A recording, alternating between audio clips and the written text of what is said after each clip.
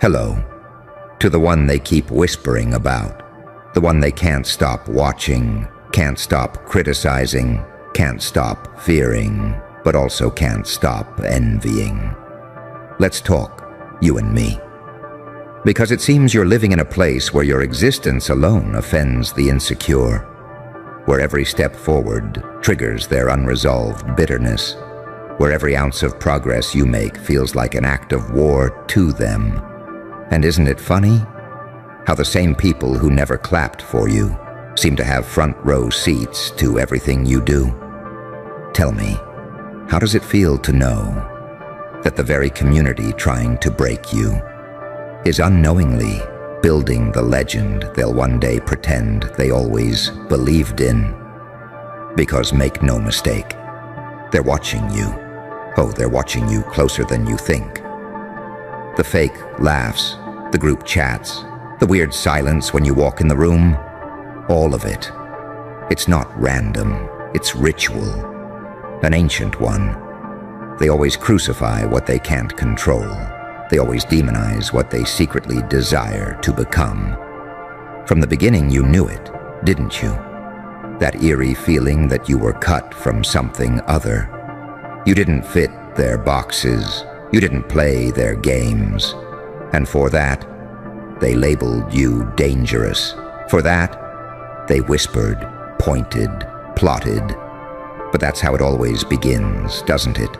First they laugh at the storm, then they try to silence it. Then one day, they realize it was never a storm. It was revelation. It was anointing in disguise. Let's rewind. Remember those nights you sat alone, wondering why you were the only one being picked apart? Why they kept coming for you, even when you stayed silent? Why every time you took one step forward, someone tried to shove you 10 steps back? Let me tell you something they'll never admit. They saw it. They saw the light, the oil, the mark, the anointing. They might not have had the language for it, but their spirit screamed it. You carried something ancient, something disruptive, something unshakable. And when people can't name a power, they try to contain it. They try to destroy it. They try to gossip it into irrelevance. But what they didn't understand is that every attempt to break you was a free commercial for your becoming. You were supposed to be the outsider. You were meant to be misunderstood, because chosen ones don't ascend through applause. They rise through isolation. Your pain was a consecration. Your rejection was a sacred rite. While they were chasing acceptance, you were walking through the fire, becoming untouchable. You see, most people want crowns, but they flee from the crushing. You endured it. You bled in silence, you screamed in secret, and still, you chose to evolve. And now, that same community is watching in awe, and they can't explain it. Because the attacks didn't kill you, they commissioned you. You ever try explaining your vision to someone who only sees in grayscale? They'll call it delusion. They'll call it arrogance. They'll call it too much. Not because it is too much, but because it exposes how little they've dared to dream. You walking in your truth triggers them. You daring to be great convicts their mediocrity. You embody what they buried, and so they attack. Passive-aggressively, publicly, privately. They roll their eyes at your ideas, mock your confidence, laugh at your faith, but secretly, they replay your words. They stalk your posts. They mimic your moves. Because deep down, they know. They know you're becoming something they'll need permission to admire later. Let's talk about that favor. Let's talk about that hand on your life. They'll try to explain it away. Say you got lucky. Say it was timing. Say it's a fluke. But how do you explain resilience that keeps resurrecting? How do you dismiss someone who keeps shining in spite of sabotage? You've got something on you that they can't replicate. No matter how much they mock, mimic, or meddle, Because what's on you didn't come from them, and it damn sure can't be taken by them. And now, they're watching doors open that they swore would stay shut, watching you walk in rooms they tried to keep you out of, watching your name echo in places their influence can't reach. And all they can do now is watch. The anointing isn't comfortable. It's not designed to make people clap. It's designed to disrupt. You weren't sent here to blend in. You were sent here to expose, reveal, ignite. So yes, the attacks will come. Yes, the whisper campaigns will grow. Yes, they'll keep your name in their mouths like a sacred chant. But every time they plot, your platform expands. Every time they gossip, your glow intensifies. Every time they curse, heaven contradicts them. You're not just surviving the war, you're being transformed by it. They didn't realize that in trying to bury you. They watered a seed, and now the harvest is making noise. They can't handle the fruit because they mocked the root.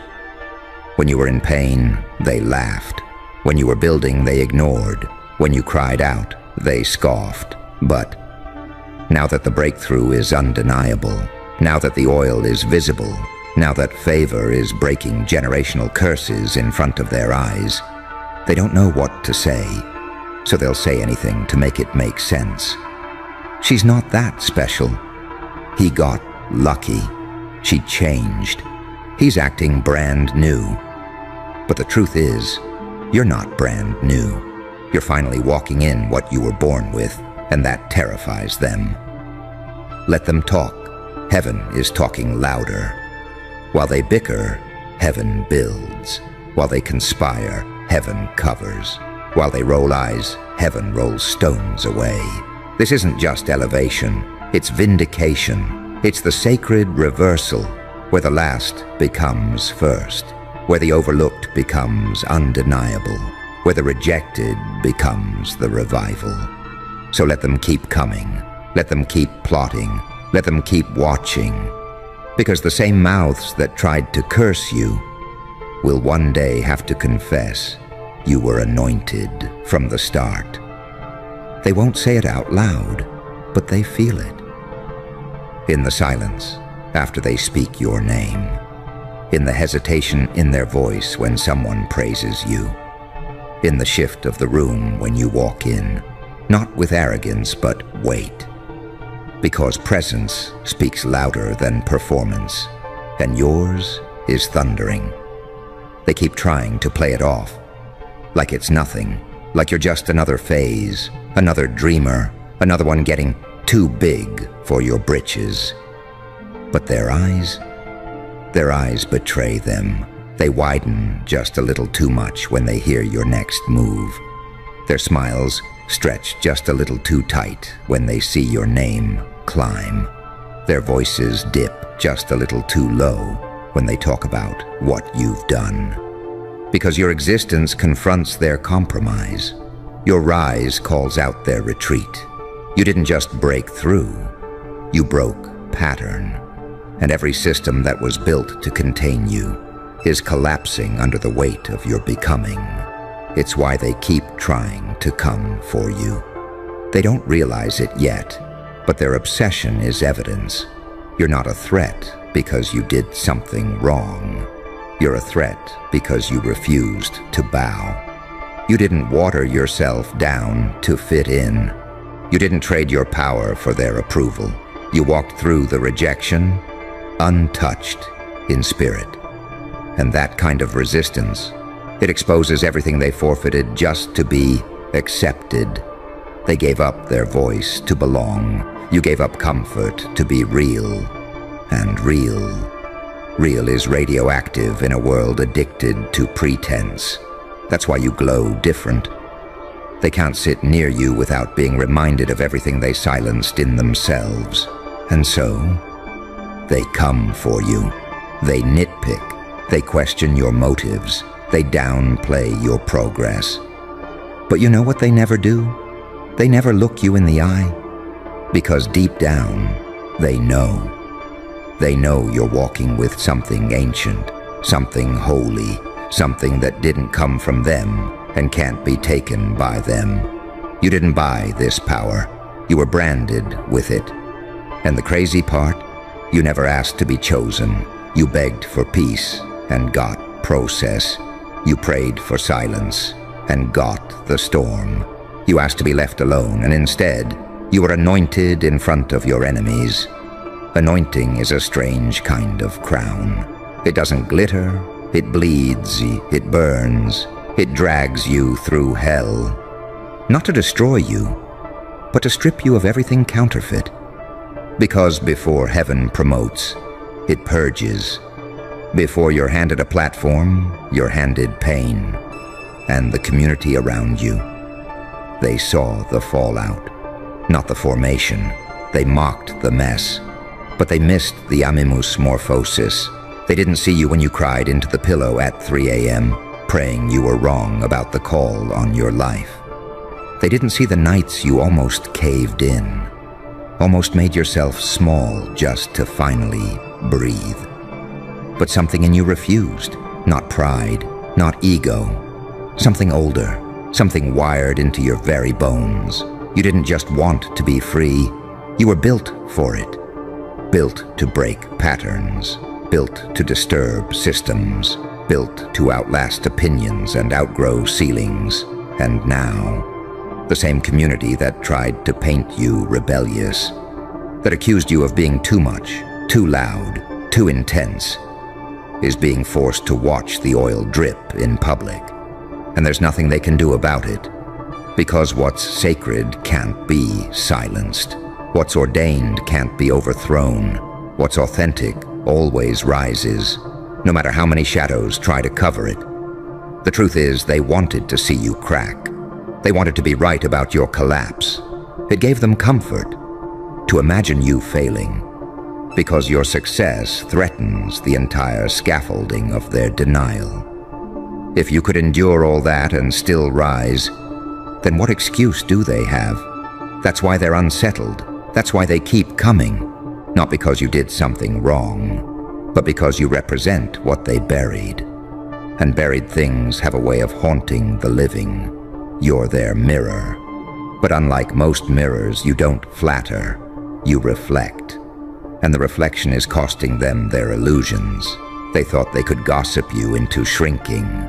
They thought they could roll their eyes and roll over your fire. They thought proximity to your pain gave them authority over your process. But they forgot one thing. This was never your plan. It was divine. Every heartbreak, every exile, every eye roll and cold shoulder, orchestrated, not to punish you, to position you. Every loss was a seed, every attack, a tilling of the soil, every lie, an invitation for heaven to respond. And respond it did. You didn't just survive, you transformed. The old you, the one who would have folded, snapped, begged for validation, is dead. In its place now stands something unrecognizable. Not hotter, not colder, cleaner, sharper, wiser in the silence, quieter in the war, louder in the spirit. And that silence? That's what scares them the most, because they used to know how to get to you. A look, a word, a post, a rumor. Now, you don't flinch, not because it doesn't hurt, but because you finally understand what you carry. You're not fighting for survival anymore. You're guarding legacy. You're moving in assignment.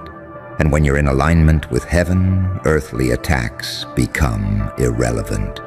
They can throw stones, but they can't break covenant. They can form weapons, but they can't touch destiny. They can mock your voice, but they can't mute your anointing. Because the anointing, it's not just oil. It's evidence of survival, of favor, of fire walked through and not consumed. They'll keep trying to figure it out. They'll talk, spin, speculate. But deep down, they'll feel it. That low hum of awe. That subconscious reverence that makes them both despise and desire what you've become. You are not their enemy. You are their wake-up call. And if they were wise, they'd stop coming for you. They'd start learning from you.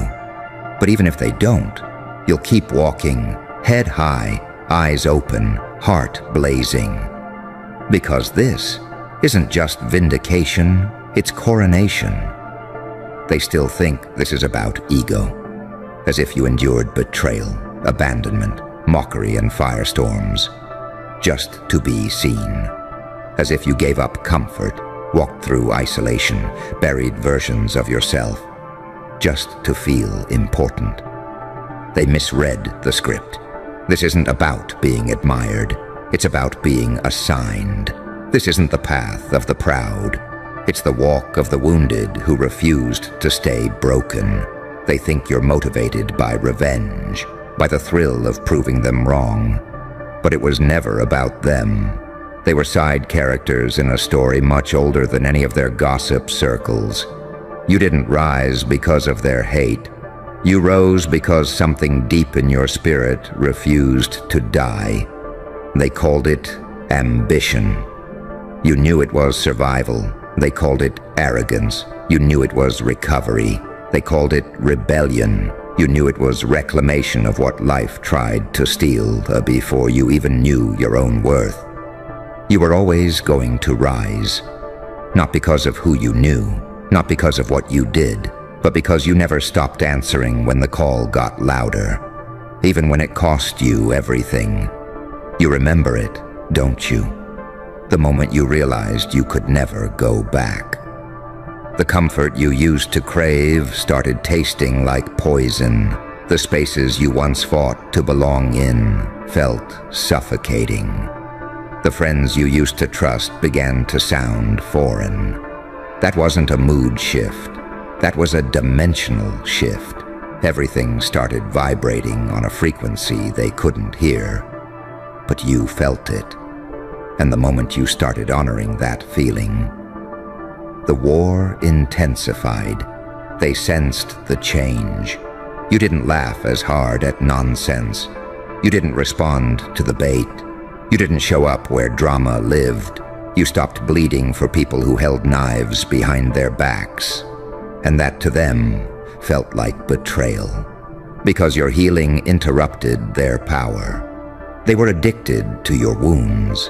Your vulnerability was their playground. But the moment you stopped letting them rent space in your mind, they panicked. Healing looks like distance to the unhealed. Power looks like arrogance to the powerless. Silence sounds like violence to the chaotic. You became their threat, not because you fought them, but because you stopped explaining yourself. And once that shift happened, they stopped whispering. They started declaring. They moved from subtle shade to public disrespect, from cold shoulders to calculated shots, because nothing terrifies a manipulative community more than a person who knows their worth and doesn't apologize for it. You didn't even need revenge. Your radiance was the revenge. You waking up with peace. That was your clapback. You elevating in purpose. That was your retaliation. You refusing to dim. That was your roar. They underestimated what God could do with your pain. They thought your wilderness was exile. They didn't realize it was preparation. They mocked your silence, not knowing it was strategy. They misread your tears, not knowing they were activation. Because every tear that fell seeded ground for future glory. Every time you were ghosted, lied on, overlooked, it was a heavenly redirection. You were being pulled out of places that couldn't survive the heat your purpose required. Some environments collapse under anointing. It's not personal, it's spiritual. Your presence became combustible. It disrupted their stagnancy. It cracked the glass on their control. It called into question every comfort they settled for. And when they couldn't contain you, they tried to contaminate you.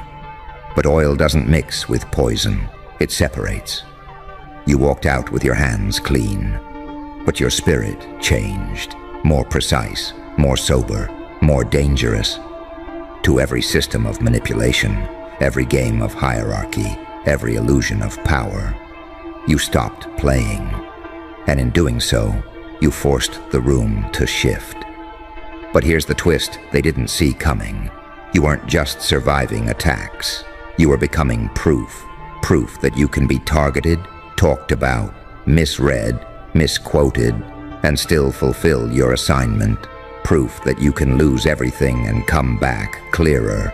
Proof that no matter who walks away, if TMH called you, you will rise again. And every eye that watched you suffer, every mouth that feasted on your name like it was their favorite hobby, every hand that threw stones and pretended it was prayer, is now watching you become undeniable. You didn't retaliate, you transcended. You didn't expose them. You evolved beyond their reach. You didn't beg for closure. You became the door. And it's driving them mad, because nothing is more tormenting than watching someone you tried to destroy thrive. Every table they tried to block now invites you. Every platform they said you'd never reach now seeks you out. Every lie they told about your character now rots in the presence of your consistency. This isn't vindication. This is public prophecy, fulfilled, front row, no filter, no hiding. They are being shown, not told, shown. Because TMH doesn't need your enemies to understand you. He only needs them to witness you.